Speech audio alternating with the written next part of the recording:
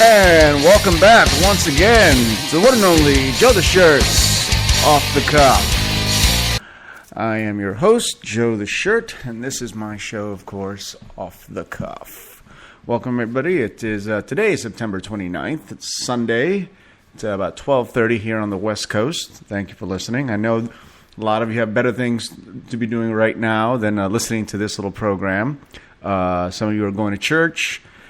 That doesn't qualify as something better to do than listening to this program, by the way. But in some of you, of course, watching football, which is a religion unto itself. I myself don't care about football, other than the fact that my girlfriend and I like to place bets on it. We don't know anything about football. We are football retards, but we participate in a football pool through her office each and every single week. And we've already won this year already once. So we've made the money back already. So any more times we win is just gravy. So, good for us. Okay, before we get started, let's do some celebrity birthdays. We'll start out with, I'm going to do yesterday's and today because there isn't much on either day here, okay? So let's see. If your birthday was yesterday, September 28th, you shared a birthday with Hilary Duff, who turned 25. Brigitte Bardot, 78 years old. Naomi Watts turned 44. Mira Sorvino turned 45, and her career turned dead. Moon Unit Zappa is 45. Ben E. King is 74. And Janine Garofalo turned 48. See, like I said, not much. I mean, Brigitte Bardot is the biggest name on there. I mean, some of you may think Hilary Duff, but I'm not one of those people. And if your birthday is today, you share birthdays with Bryant Gumbel, who's 65 years old. Ian McShane is 71 years old. That is incredible to me. Those of you who may not remember Ian McShane, if you ever saw the TV show Deadwood, he played the main bad guy, antagonist on that show. He was fantastic in it.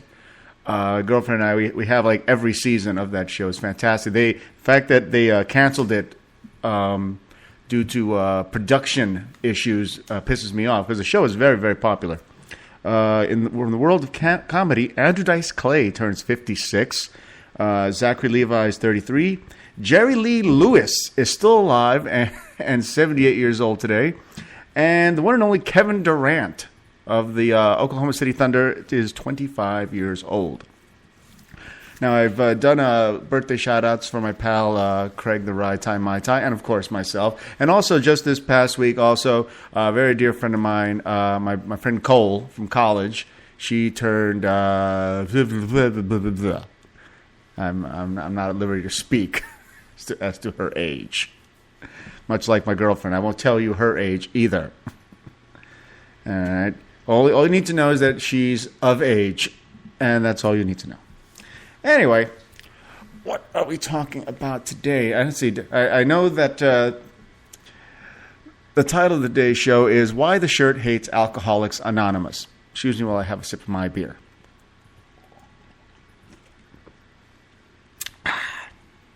It's funny, I'm doing the show, I'm getting ready to do the show, and I bring out a beer to do the show with, and the first thing my girlfriend says is, aren't you going to do a shot first? Now, the reason for that is whenever I try to do the show 100% sober, I tend to be a little uptight. I don't want to do the show and be plastered, so, but I will do a shot, loosens me up a little bit, and I'm able to communicate with you in a way that doesn't seem like I'm trying to hold a dime in my ass. So there you go. I used to do the same exact thing when I was doing stand-up comedy. I would do a shot and a beer before I went up on stage. Otherwise, you could tell that I was tense, and I don't like that. Now, we are talking today about Alcoholics Anonymous and why I don't like Alcoholics Anonymous. Actually, I hate Alcoholics Anonymous. I have been to a few meetings, actually more than a few. Not because I decided I was an alcoholic, not because I felt that my life was out of control. Actually, every time I've ever been to an Alcoholics Anonymous meeting, it was for somebody else. Somebody that wanted me there for support, to accept cakes, which is something that they do at Alcoholics Anonymous. When they have their Alcoholics Anonymous birthday, when you have 1 year sober, you get a cake. Now, you don't get a cake for yourself. What they'll do is they'll get a cake and then they'll give it to everybody who's having a birthday that day, and then you get to eat cake. Everybody gets a piece of cake, but then they'll like present it to you as if it's your cake, and then they'll present it to the guy next to you who's also a year sober that day, and so on and so on and so on and so on and so on and so on. Where was I going with that? Oh yes, listen, reasons I ever went. I was involved with somebody that was in AA. She was a self-admitted, self-described alcoholic. When I met her, she was drinking, and that's probably one of the biggest reasons we ended up fucking. And then like a month into our dating, she decides to go sober on my ass. I was like, what the fuck, man? Anyway, and then she was sober for 4 years. Then she wasn't, and I was dumb enough to marry her. And then she was sober again, and it was just it was a big up and down thing, and very annoying actually. Now, for those of you out there that may be in Alcoholics Anonymous right now, maybe you know someone that's in Alcoholics Anonymous right now, before you send me the hate mail, before you send me the hate email and the hate Facebook pages and the dropping me as a friend on Facebook, just listen to me. I'm not saying don't go to Alcoholics Anonymous. I'm not saying your friends shouldn't go to Alcoholics Anonymous. Okay? If it works for you, good for you. All right? If it works for your friends, good for your friends. If it works for your dad, if it works for your mom or your kid or your cousin, great. Good for you. All I'm saying is that I don't really fucking care for it because I don't like a lot of the tenets that they use in Alcoholics Anonymous. That's also known as the 12 steps. And I'm going to be getting to that. But just to reiterate there, if you are in Alcoholics Anonymous or know somebody that is, I'm not saying don't go. All right? Obviously, you've gotten to the point in your life where you feel you can't handle your shit anymore and still drink. So if that keeps you sane, if that keeps you out of jail, if that keeps you from being dead or swerving into traffic, fine. Good for you. I feel the same way about religion. I fucking hate religion, but if religion works for you, if it gives you some modicum of peace, then go with it as long as you don't get in my face with it. Same deal with Alcoholics Anonymous. Don't get in my face about it. I don't want to hear about it, ever. Okay? I'm not a friend of Bill's, all right? Fuck Bill. Bill's an asshole as far as I'm concerned. But if Bill works for you, well, go with it, all right? That's all I'm saying here. Now, the reason I have Alcoholics Anonymous is because Alcoholics Anonymous, their 12 steps is, while they claim to not be a religion, have a lot of religious-based ideas going through their 12 steps. And I can't separate those religious aspects from their steps. It doesn't make sense to me. Now, I don't disagree with everything that they talk about. I'm just saying that, it's not something for me because, like I said, I hate religion in any form. So for me to deal with any type of group that, for instance, praise, I'm not doing it. Now, going back a little bit, talking about the ex-wife and her being an alcoholic, I did go to, Al-Anon meetings. I went to, I think, 2 of them. And I couldn't stand listening to all those whiny, bitchy, complainy people. And I couldn't stand the idea that I was turning into one of them. So I stopped going. Because much like yoga, it didn't give me the peace that everybody kept talking about that they were getting out of it. All I remember was a bunch of people that all reeked of cigarettes and donuts, and it was like being with a bunch of people at a bar, but nobody was drunk. So it was really kind of annoying, and there was no darts set up anywhere, and no hot wings. Anyway, it didn't work for me, though. I will say this, though. Little tidbit of advice for you guys out there. If you're ever in Los Angeles and you want to see celebrities, find a local Alcoholics Anonymous meeting. You will find them, okay? I'm going to keep their anonymity here, but I did see a lot of big-name movie and TV stars at these fucking meetings. And it was really great because normally you're accustomed to seeing them, on the red carpet, on TV, looking good. Here, they're all wearing sweatpants and flannel, and their hair's all jacked up, and they obviously haven't bathed yet. Some of them haven't brushed their teeth yet, and they're on their, 8th cup of coffee. And all of them, whining about, their day, their night, and their sobriety and their program and blah blah blah blah blah. Blah. Again, whiny, annoying. Here's another tip: don't go to a sober New Year's Eve party. It is the most boring event possible, short of going to, say, a Jehovah's Witness Christmas. All right, it's just there's.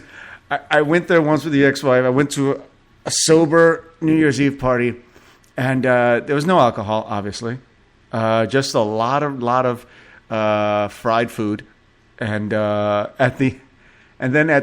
when the New Year's hit, everybody jumped into a pool that was heated to like 90 degrees, and that was their celebration, their cleansing celebration.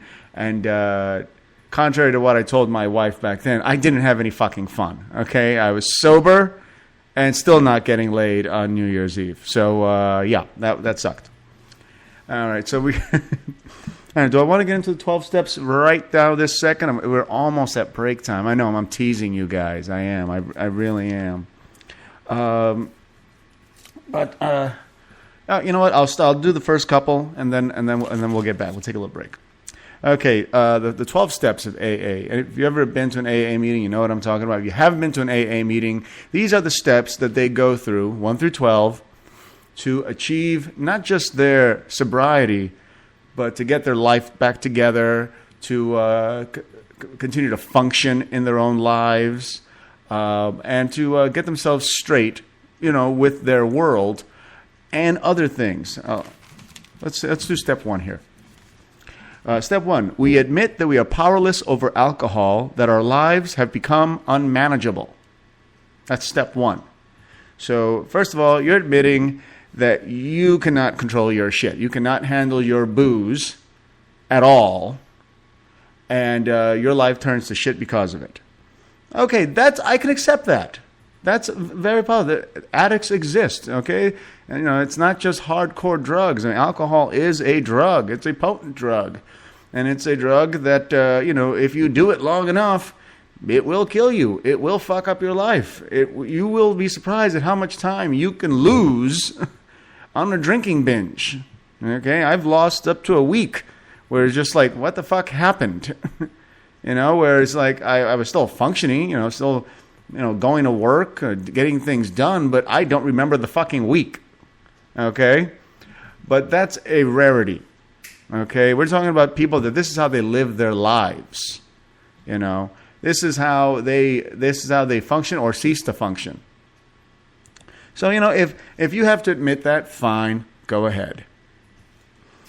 All right, we'll do one more, then we'll take a break. I see. We've come to believe that a power greater than ourselves can restore us to sanity. See, right there's my first stumbling block, right there. This is a reference to God, is what it is. You go to these meetings, they'll tell you, no, it's not God in the traditional sense, but more of a higher power. And I'm like, no, you're referring to God. Higher power, that's what God means. A higher being, higher something. And that you are, that you have to come to believe in as your only way of getting back to who you are, who you truly are, without alcohol. And I dislike this for 2 reasons. 1, of course, any reference to God. And 2, being that it reinforces the idea that you are weak, that you are powerless, that you really cannot function on your own. And Alcoholics Anonymous really, in this sense, becomes a sort of cult. Because you cannot go to Alcoholics Anonymous and have somebody say, hey, work the 12 steps for a year, you'll be fine afterward. No. Once you're in, they expect you to keep coming back, keep going to meetings, keep not drinking, keep believing that you cannot function without these fucking meetings. It's a cult. It's a religion, in my opinion, and I don't like that. And we're going to have more of that right after this break. Our music today is brought to you by Ash Slater. You heard his first song, Demon, and here's his second song by Ash Slater, Hell's Gate. I'm Joe the Shirt. I'm off the cuff, and I'll be right back.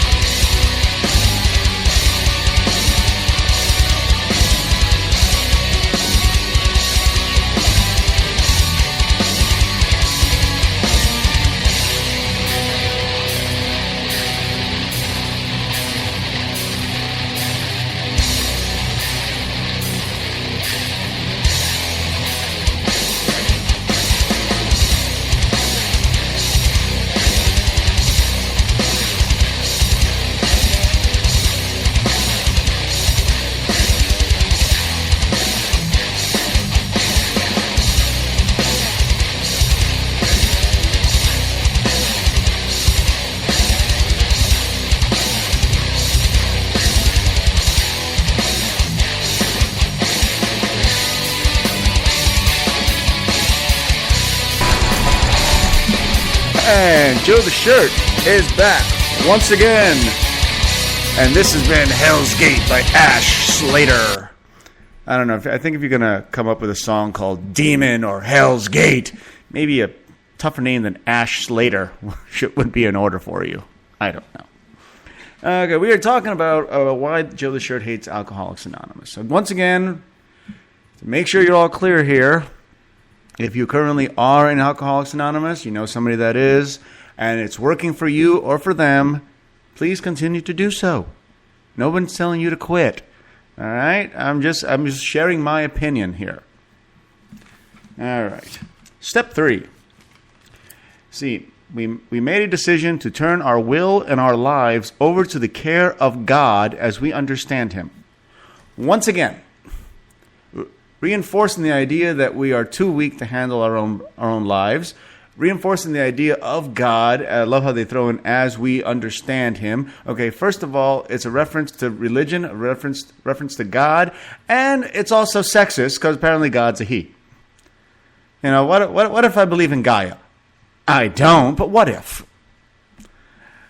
I guess you could say, as I understand her, you know.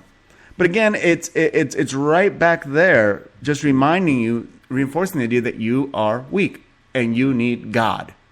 And I don't like that. I'm an atheist. Okay? I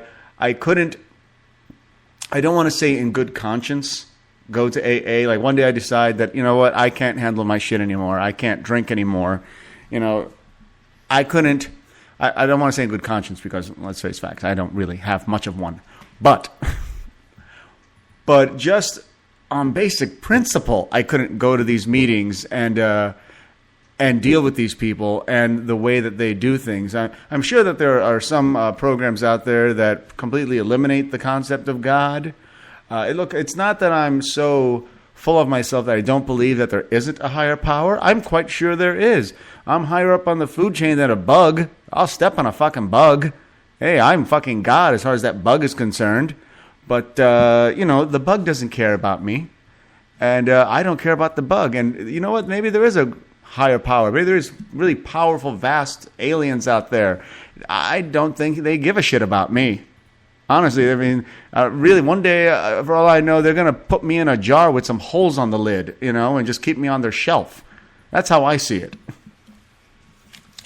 All right, number 4. Let's see, we've made a searching and fearless moral inventory of ourselves. See, that one I like. Okay, I think when you're ready to really deal with your shit, be it alcoholism or drug abuse, porn addiction, beating your wife, whatever it is that you do that you know you shouldn't be doing, you really got to take a long, hard look at yourself. You got to be honest. You got to be fearless. You got to take a good, long, hard look and say, this is fucked up. I got to do something about this. I believe that. That's good. See that? I don't disagree with everything. I'm quite reasonable most days. Number 5, have admitted to God, there it is again, to ourselves and to another human being the exact nature of our wrongs. A confession. It's a confessional. This is what we're talking about here. Bless me, Father, for I have sinned. And here they are. That's what they're talking about here. Obviously, I don't like the God thing. That we all know. I like the whole admitting to yourself thing. But you know what? Admitting something to yourself, a lot of times is one of the easiest things you can do. Because you don't really have to worry about anybody but you. I mean, there are plenty of things that I think of to myself that I think to myself, that's something that needs work. And we all do that. We've all admitted things to ourselves. Not even out loud, but in our heads, we know things about ourselves. That's decently easy, actually. Other things can be a little tougher. I mean, a real admission, a real look in the mirror kind of thing can be tougher on others. Like, the person that has to admit to themselves, well, okay, maybe I did molest my kids. Okay, yeah, see, that's a tough one. All right. Now admitting it to somebody else, I think that's the important part right there, as far as I'm concerned, because that puts it out there. It's allowed. It's someone has heard this admission. It makes it realer, I think, when you do that. Realer. That's right. I said it. Realer. And then later on, we're gonna conversate about it. All right. Fuck you. My girlfriend's making fun of me, but it does make it more real. I think. You know what? For years, I've told you guys all about this. I carried on with me the fact that some dude in a movie theater tried to molest me. He threatened me with a gun and was touching my dick. It happened. I knew it happened. At no point did I feel any guilt over it. I knew that it was this guy's problem. I was 12 years old. Obviously, this wasn't my fault. I wasn't looking all that cute in my jeans and jean jacket that day. But, it did happen. And when I finally admitted it to somebody else, by that time, I didn't feel any great weight off my shoulders. I knew it wasn't my fault, but it did make it more real. It was interesting to see the look on a person's face when I told them these things. Like, I remember when I first told my girlfriend about it, she had that look on her face that anybody's going to have when they tell you, they'd been molested as a child. It's this shock, it's this sadness, it's pity, it's anger, it's a lot of things. So that when you say something out loud to somebody else, it really does make it more real. And also, it gives you somebody to talk to about it. Because now you put it out there. It's not just you stuck in your head or you stuck in your head with whatever deity you believe in. And that's how I've always felt about God. I never felt as if he was really listening. Again, that's me. For all of you in the dark ages, continue with what you're doing. Okay, now. Number 6. I'm such an asshole. Okay. We're entirely ready to have God remove all these defects of character. Okay? God reference yet again. And we are waiting for God to remove these defects of character from us. I would rather say that I'm ready to remove these defects of character.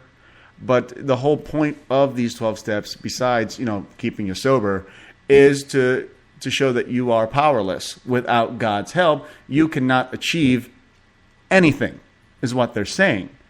And I, do not subscribe to that. We're going to move along because I do have other things to talk about today besides this. We humbly ask him to remove our shortcomings. Didn't that sound just like step 6 to you? Yeah, it really did. It's a little repetitive. So obviously don't care for that one. Step 8. We made a list of all persons we had harmed and became willing to make amends to them all. All right. I like the idea of the list, and I don't like the idea of the list, because vast majority of people are not going to put everything on that list.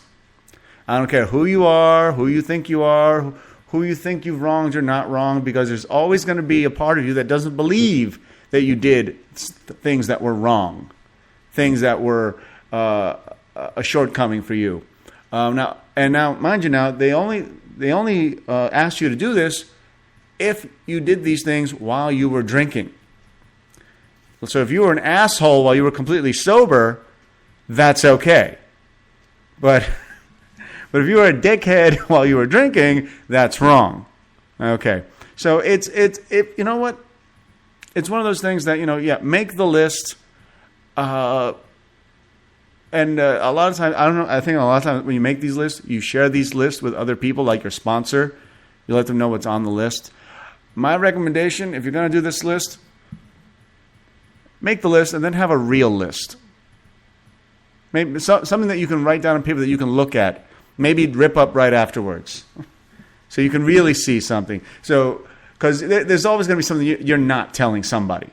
We all have things that we've done in our lives that we don't admit to anybody. We don't even like to admit it to ourselves. We don't like to say it out loud. Okay? All right. Like that time you put peanut butter on your dick and wave the dog over? Yeah, you know what I'm talking about. You don't tell that to anybody. It's not the biggest crime on the planet, but it's something that people will go look and you go, ooh. So you don't want to put that on the list, maybe. Put it on your secret list. And then burn the list. Step 9. One of the all-time favorites. Step 9. Are you familiar with step 9, babe? Step 9 is when you make direct amends to people wherever possible, except when to do so would would harm them or others. Step 9, you make the amends. You actually go to somebody and say, hey, remember that time that I didn't let you borrow my red sweater, and because I made fun of you because you had a big head, I didn't want to lend it to you because it would stretch out the neck hole. I'm sorry about that. I was drinking at the time, so I was an asshole. That's from a Seinfeld episode, in case you were wondering. It also starred James Spader. He was in AA in that episode.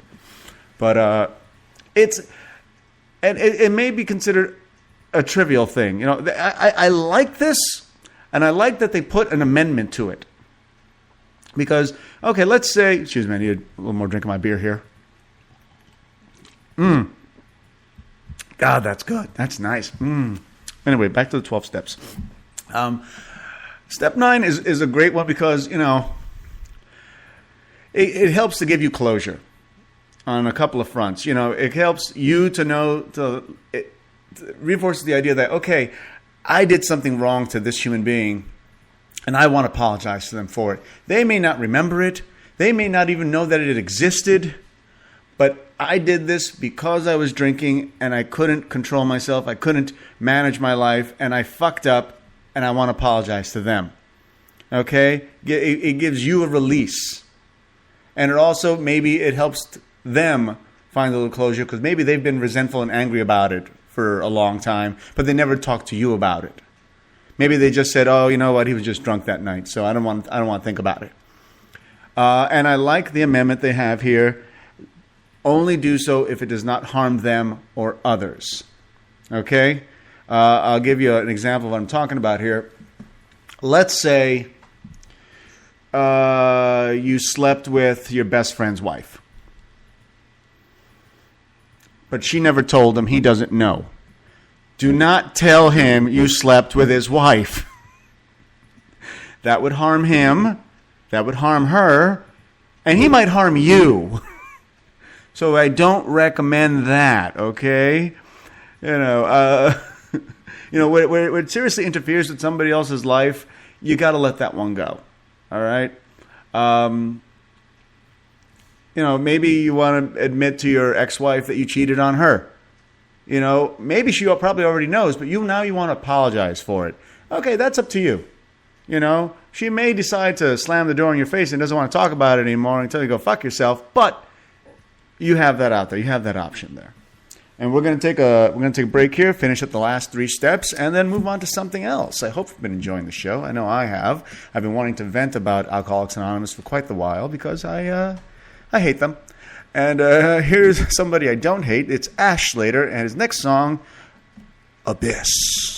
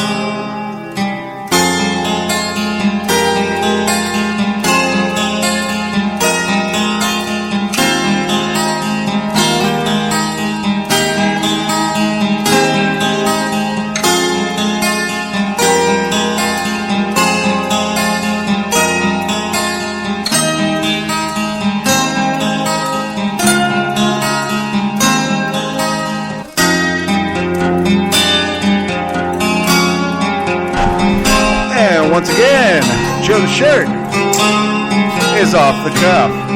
And that was Abyss by Ash Slater, which made me feel like I was dropping into the abyss listening to it. It was a little bit of a downer. But then again, it's called Abyss, so what do you expect? Okay, we were talking about Alcoholics Anonymous and why I hate them.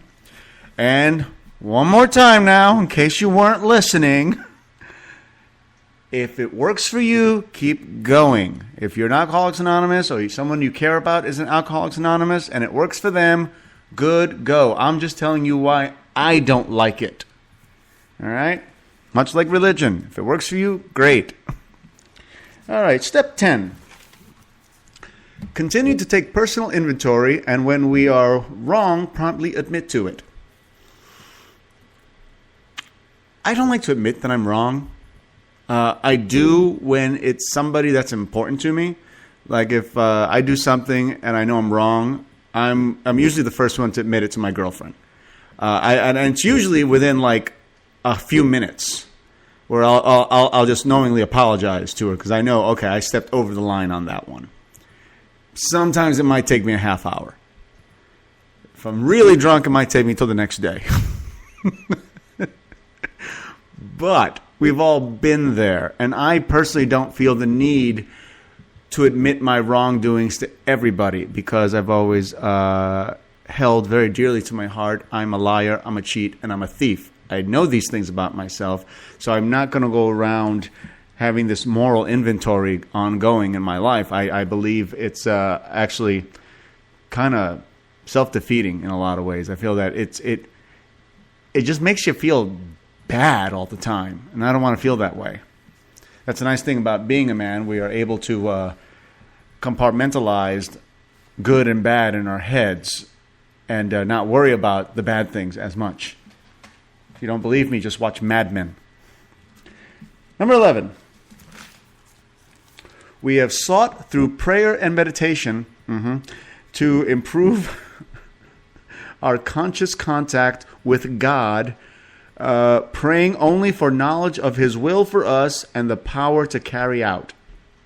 Do I even have to explain why I don't like this one? Do I even have to? I mean, it's self-explanatory. If you've listened to the last, 10 steps I've talked about, you know why I don't like this one already. Once again, just admitting that you're weak and you need God. Sorry, no, fuck you, fuck God, fuck 12 steps. Step 12. Though I am giving them a lot of press today, aren't I? Okay. Having had a spiritual awakening as the result of these steps, I will try to carry out this message to alcoholics and to practice these principles in all my affairs. Yeah. And finally, this is the one they don't tell you about, is step 13, which is repeats 1 through 12. That's really it right there. Like I say, you never stop being an alcoholic. When you go to these meetings, you never stop. You are always a recovering alcoholic. You're never recovered. You're always recovering, okay? Which is why they like to enforce the idea, that alcoholism is a disease that needs to be treated. There's no cure. There's no such thing as, I can have a couple of Mai Tais over the weekend and then I'm good to go the rest of the week. And it doesn't, I'm not going to lose my job, my house, my wife, my kids, or my freedom. No. You are an alcoholic now and forever. What's one of the sayings I like to say in AA, when it comes to alcohol, 1 is too many and 1,000 isn't enough. Yeah, that's deep. Oh, God, yeah, I feel that in my toes. Anyway, that's enough AA for one day, I think. Now, I did want to talk a little bit about Obamacare, believe it or not, which goes online this Tuesday. This Tuesday, you can go online and sign up for Obamacare. It's going to be basically like shopping for airline tickets or movie tickets or insurance. They give you a list of carriers. You check off the items you want. They give you a price, and odds are, if you make below X amount of money, like I do, you will qualify for seriously subsidized health care. Okay. Now, the Republicans have been telling everybody that this is going to bankrupt the United States. that we are going to run out of money because the government is going to pay for our health care. That's not necessarily true. What they're really saying is that they don't want to be taxed any more than they already are to pay for this stuff. That's what they're saying. Okay? The Republicans do not give a flying fuck about the poor. Let's just be really clear about that. Mind you, for the most part, neither do Democrats who have money. Lots of Democrats have plenty of money. They don't necessarily give a fuck about the poor. But some people do care about health care because in the long run, when you don't have health care, it costs money. And they need to find a way to pay for it. You know, when I got sick a couple of years ago, I got food poisoning, ended up in the hospital for, 4 days? That was almost a $70,000 bill that was covered by my employer at the time. But if I wasn't employed at the time, that would have been a $70,000 bill that I would have just stuck the government with, stuck the hospital with, stuck you with.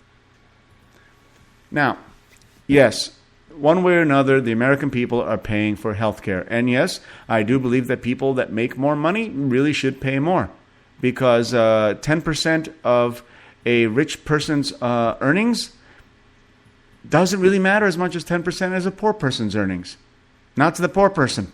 We're not talking about whether or not you can take a vacation that year. We're not talking about whether or not you can get this class of car or the other. We're talking about whether or not you're eating that day, that week. You know, is your kid going to be able to see a dentist? That's what we're talking about here. Now Republicans will tell you that, you know, it's going to bankrupt the government. No, it's not. Government's not going bankrupt anytime soon. People all over the world love or hate the United States, but they still will lend us money. They'll still give us credit. Why? Because we do it for other people as well. There's always going to be a way that the United States economy will survive any crisis. Maybe taxes will get up as high as in Canada. Could be. But, you know, for everybody out there that claims that they care about the poor, they care about the people and the children and the elderly, if you don't like Obamacare, then why don't you come up with something better? Why don't you come up with something, period? Because I got to tell you, Medicaid and Medicare ain't cutting shit. They're not doing it. All right? Welfare, not cutting it. You know, people talk about, you know, oh, well, if you do this, then it's like socialized medicine, then it's going to take you, 3 weeks to see a doctor. I'm like, not if you have money. I'm sorry, if you are among the elite out there, if you're among the 1%, you're not waiting in line. You're not... You have a health issue, you have a card that says, here, I can get taken care of. I go to a doctor, I go to a hospital, it's taken care of. But when it comes to the poor, yeah, they might take a couple of weeks to see a doctor. But you know what? I'd rather wait a couple of weeks to see a doctor than never see a doctor.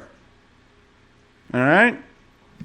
Now, really quick here, the Republicans talking about how, Obamacare is going to bankrupt the United States. And what happens if the United States is bankrupt? Well, the United States ceases to function. Isn't that correct? Right. Okay. So, have you heard that the Republicans are planning on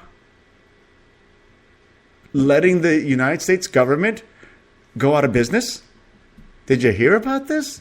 Yeah, you must have heard about this somewhere. Basically, what's happening is right now, it looks as if the United States government, because they have not passed their budget within the budget time period, the fiscal year, which ends tomorrow, because they haven't passed these budgets to pay for shit for the upcoming year, well, the federal government's going to shut down. Isn't that what the Republicans are trying to avoid because of Obamacare? So basically, what the Republicans are telling you is that they would rather the federal government stop working. Your mail, your military personnel not getting paid, they're still going to be required to go to work, but they're not going to get paid. If you wanted to leave the country anytime soon and you don't have your passport, If you don't get it by tomorrow, you're not going to get one because they're going to close that down. All right? So don't talk to me about, Obamacare, fucking up the economy to the point where the United States government can't function. The Republicans are already letting this happen because they want to defund Obamacare. I'm sorry. Does anybody know what the term Pyrrhic victory means? For those of you who don't want to bother with the dictionary or Googling it, Pyrrhic victory means a victory that costs too much. That, yes, you win, but it wasn't worth it anymore. And that is what the Republicans are going for right now. They're going for a Pyrrhic victory. They want to defund Obamacare, and if they can't, they're willing to just let the federal government just shut down. Okay, all of you out there who receive, federal aid for this, that, the other thing, depending on federal loans, you're fucked. Now, they will continue to hand out checks to all of you out there who have already filed for certain things like Social Security, welfare, what have you. But if you happen to be a new case, well, we're closed. There's going to be a little sign in front of those doors that'll say closed. Be back when we get our shit together. That's what's going to be on there. There's going to be a little clock and no return time whatsoever. So yes, look, I am not a political guy. I'm not. But I do understand that certain things work and certain things don't. And the Republicans keep telling us about how, the overwhelming amount of people do not support Obamacare. I'm like, you know what? I think they do. They voted for him twice. Okay? And if you look at the paper, actually, 44% do support it. 23% are unsure but would like to make it work. So it's actually a minority of the people that don't support Obamacare. But you juggle the numbers a certain way, 44% support it. That doesn't mean that 66% oppose it. Get your math right. You know what? My girlfriend's a CPA. She could see through this with blinders on. Anyway, that's it. That's a little too heavy-handed for me. I don't like that. I know it's a little heavy-handed, but every once in a while I do got to speak out about this kind of shit because I can't talk about porn all the time. 90% tops. Anyway, that is the show for today. We're going to leave you off with one more song by Ash Slater. And this one I don't know what the song is like, but I do like the name. It's called Apocalypse. I'm Joe the Shirt. I'm off the cuff. Thanks for listening.